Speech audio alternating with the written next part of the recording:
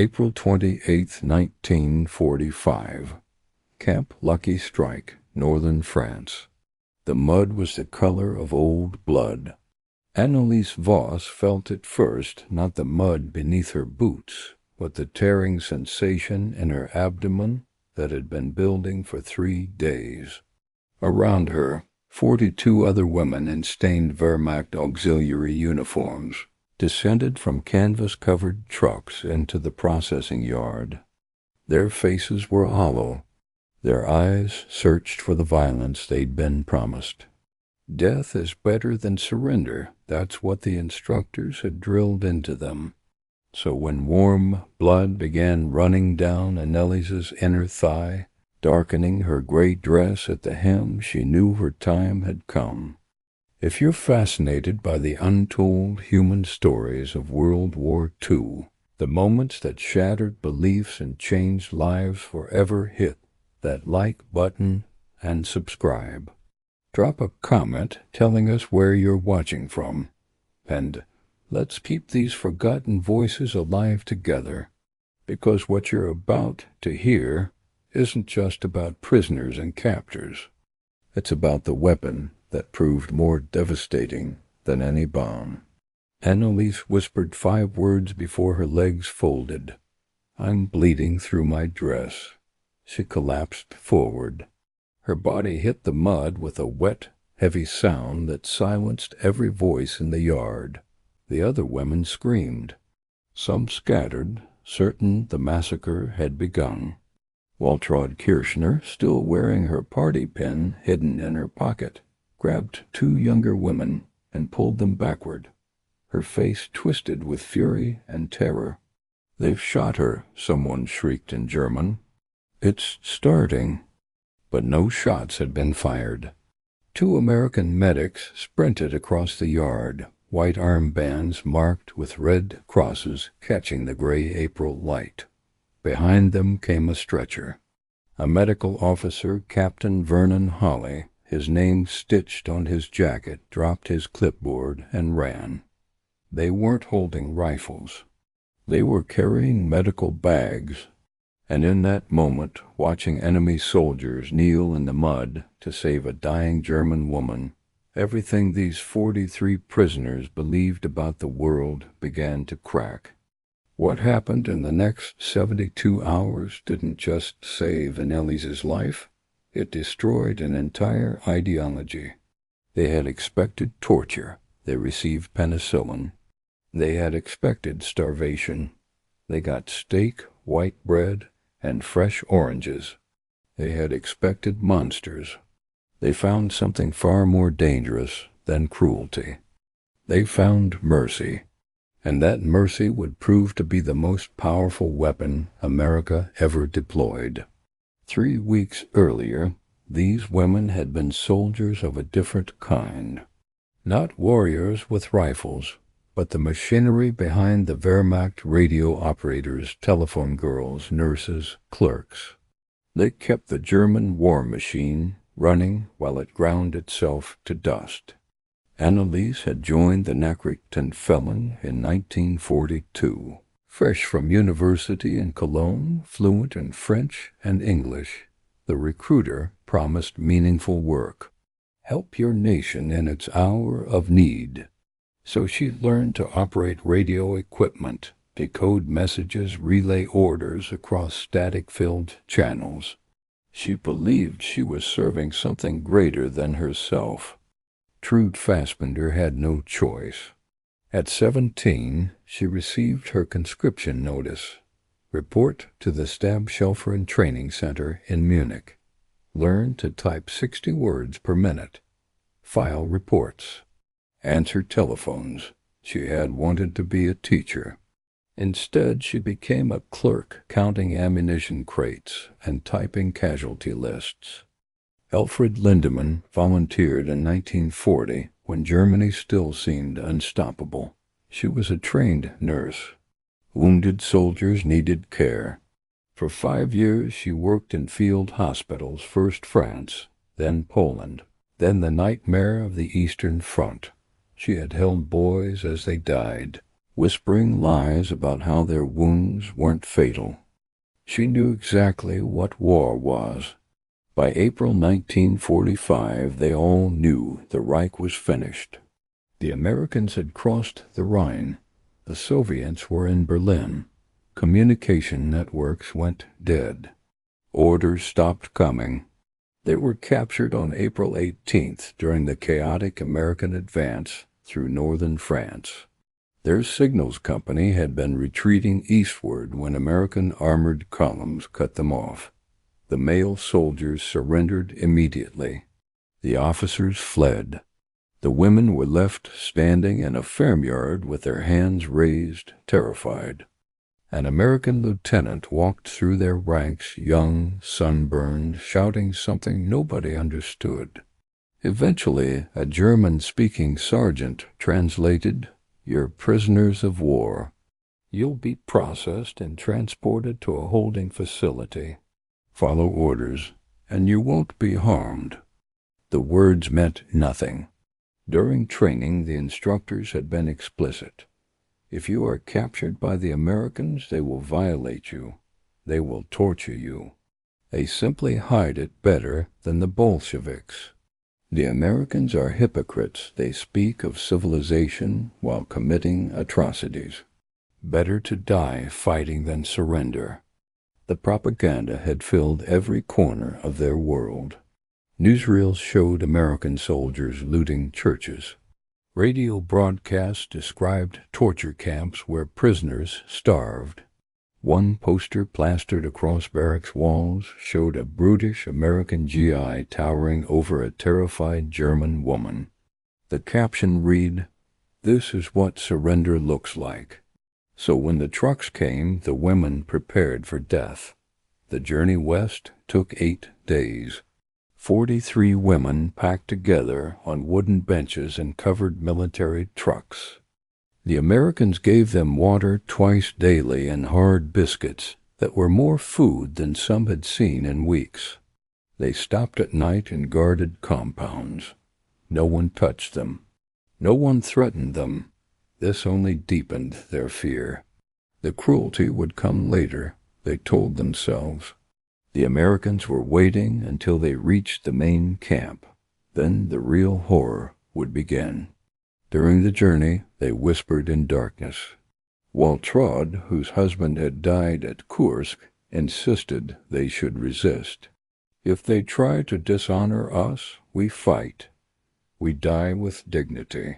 She still believed every word the Führer had spoken. Sigrid Bachmann wasn't sure what to believe anymore. She had operated telephone switchboards in Frankfurt, connecting calls between officers who spoke of wonder weapons that never came and victories that turned into retreats. The gap between official truth and reality had grown too wide to ignore. Elfried said little.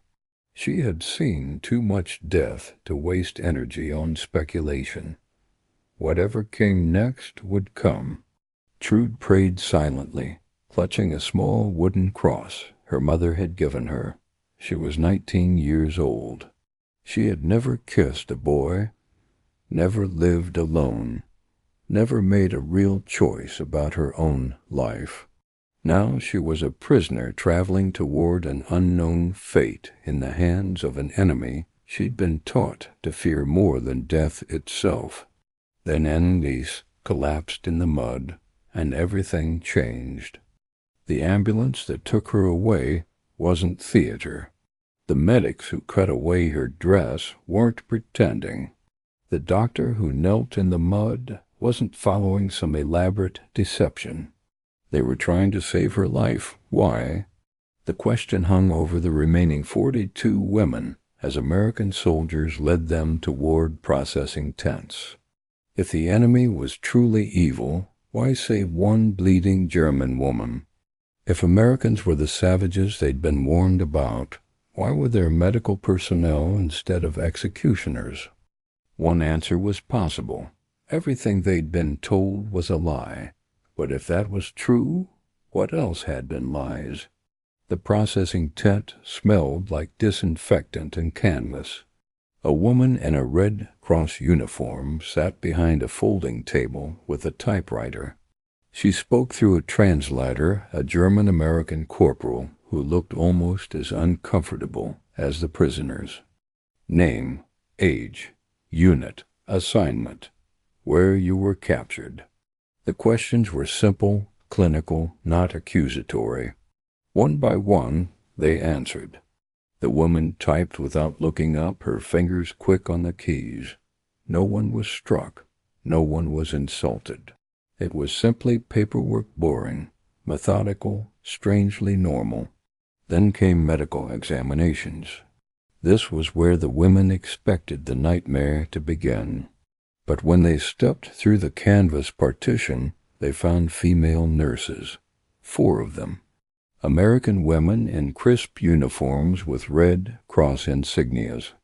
Not male soldiers. Women. The lead nurse had dark hair pinned back and calm eyes. She spoke through the translator. We will examine each of you for injuries and illness. This is required by the Geneva Convention. You will be treated with respect. If you are injured, you will receive medical care. Geneva Convention. The words sounded like fantasy. You will undress behind privacy curtains, one at a time. You will be given a robe. The examination will be conducted by female medical personnel only. Privacy curtains. Trude was motioned forward first. A nurse led her to a section divided by white sheets hanging from a metal frame. The nurse handed her a cotton robe and then turned her back, gave her privacy. Trude stood frozen. For 2 years she'd lived in crowded barracks where privacy didn't exist. She'd changed clothes in rooms packed with 50 other women. She'd used latrines with no doors. Privacy was a luxury from a previous life. Now an American nurse was offering it to a German prisoner. The examination was thorough but gentle. The nurse checked her eyes, ears, throat, listened to her heart and lungs. When she found lice in Trude's hair inevitable, after weeks without proper washing, she didn't recoil. She simply made a note on a chart. Delousing treatment will be provided after your shower, the translator explained. Standard procedure. You'll also receive clean clothing. One by one, the others went through the same process. Some emerged with bandages on wounds they'd been hiding. Others received medications for infections. Elfred, with her nursing training, watched the American procedures with professional attention. She recognized the protocol's proper hygiene, organized record-keeping, genuine medical care. This wasn't theater. This was real medicine. After medical checks came the showers. They were led to a wooden building with steam rising from vents. Inside, individual stalls, 12 of them, each separated by canvas curtains. Hooks on walls held thick white towels. On wooden benches sat stacks of clean clothing and bars of white soap that smelled faintly of lavender. Real soap. Sigrid picked one up and turned it over in her hands. She hadn't seen real soap in over a year. The Reich had been using substitute soap made from clay and chemicals that stripped skin raw. This was smooth, gentle, smelled like something from before the war. A Red Cross volunteer demonstrated through the translator. Hot water was available. They could take as much time as they needed. No one would rush them. No one would watch. Trude entered a stall first, pulled the curtain closed, and stood trembling. Then she turned the knob. Hot water poured over her. She gasped, then began to cry. She couldn't help it. The water was perfect, hot and clean and endless. She picked up the soap and worked it between her hands. The scent of lavender filled the small space. For the first time in months, she felt almost human. Around her in other stalls, similar moments unfolded. Women wept under the spray. Others laughed in disbelief. Waltraud stood under the water in silence, her face unreadable, her ideology cracking under the simple weight of hot water and soap. When they emerged clean, dressed in fresh clothes, hair wet and smelling of shampoo, they barely recognized each other. Elfriede stood before a small mirror mounted on the wall. She had expected to see a broken woman. Instead, she saw someone who looked merely tired, someone who might recover. The soap sat in her hand, a small white rectangle that had somehow become a symbol of something larger: mercy, humanity, the possibility that everything they'd been taught was wrong. That evening they were led to the mess hall. The smell hit them first. Cooking meat, real meat. Trude stopped walking. Her stomach contracted so violently she had to press her hand against it. She hadn't smelled roasting meat in over a year. In Germany, meat rations had dropped to 250 grams per week in 1944. By early 1945, there was often no meat at all. Inside, the hall was enormous. Rows of long tables filled with American soldiers eating and talking. There was no special segregation, no area marked for prisoners. They were simply directed to a serving line. Sigrid went first, holding her metal tray with both hands. A server, an American sergeant with a stained apron, placed food on her tray without comment. Rice, white rice, fluffy and steaming, vegetables, green beans and carrots actually colored, actually recognizable, meat, a thick slice of pork with gravy, bread, white bread, soft and fresh, still warm, butter, real butter in a small paper cup, milk, a full glass, and an orange. Sigrid stared at the orange as if it were a hallucination. Fresh fruit had disappeared from Germany in 1943. Oranges were luxuries she remembered from childhood Christmas treats, special occasions. Now an American mess sergeant had just placed one on her tray like it was nothing. They sat together at the end of a long table, staring at their trays. No one ate.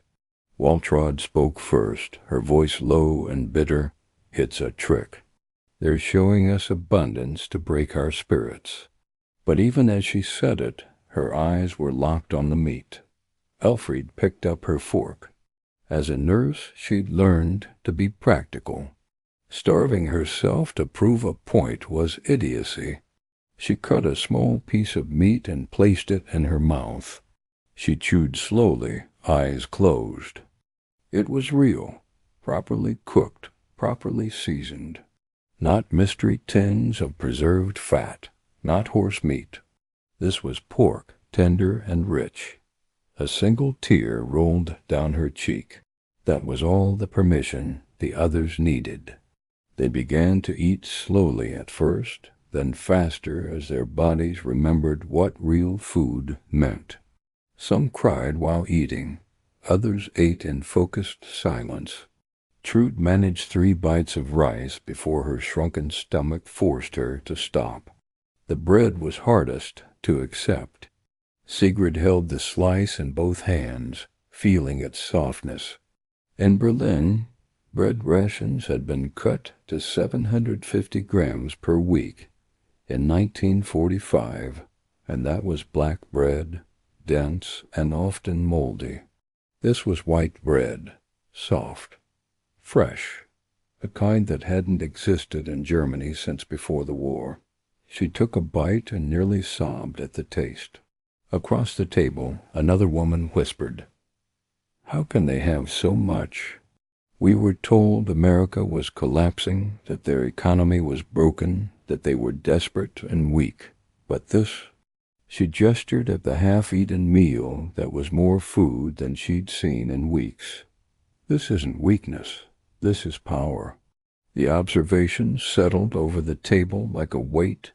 Everything they'd been told about America, that it was decadent, failing on the verge of collapse, was being dismantled with every bite.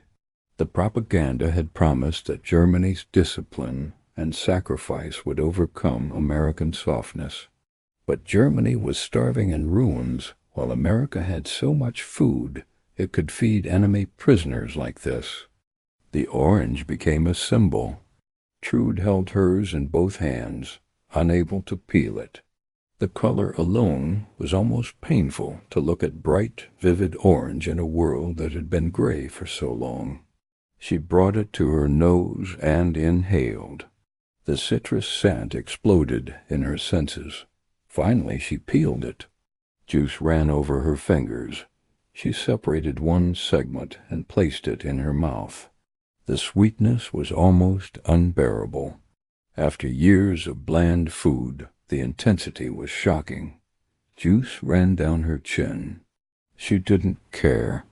She ate slowly, making each segment last, while tears streamed down her face.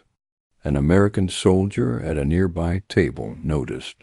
He was young, maybe 20, with red hair and freckles. He caught Trude's eye and gave a small, awkward nod. Not mocking, not cruel, just acknowledgment. She looked away, ashamed of her tears, ashamed of her hunger, ashamed that the enemy had given her an orange and she had devoured it with gratitude. That night, back in their assigned barracks, the women lay in real beds with real mattresses and blankets. Each had her own bunk. Privacy curtains could be hung for those who wanted them. Waltraud spoke into the darkness, her voice hard. "They're trying to make us forget. They feed us so we'll feel grateful, so we'll betray everything we believed." No one answered immediately. Elfried spoke softly in the dark barracks.